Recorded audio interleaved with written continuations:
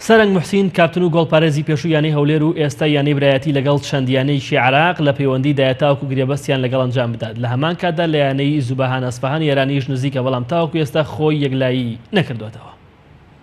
زوبەهان هەتا پێرە شوێش هەر قسەمان هەبوو ئەو کەسێک کە لە نێوانمانە و ئەو کاکشیڤان کە وەرجێڕی لە بۆ من دەکا بە قسەی لەگەڵکردنەوە دووبارە ئەوان هەر سوورن لەسەرەوەی کە لە ناوەڕاستی خولی ئێرانی ئەمن بچمەوێ گۆڵچێکی بەرازیلیە خۆسێس و ئەمنیشم لە ناو مەوزوعەکە بەس ئینشاءڵڵا یانی من وەکو باسم کرد کە ئەگەر بتوانم هەردوو قۆناغەکە لەگەڵ یانی برایەتی بمێنمەوە لەگەڵەوەی کە لە خولی عێراقیش بە هەمان شێوە یانە هەنە کە لە بیری ئەوەنە ئەلحەمدولیلا شتێکمان چاندەیە کە بتوانن یانەکان پشتمان پێ ببەستن و جارێش نازانم بەڕاستی یعنی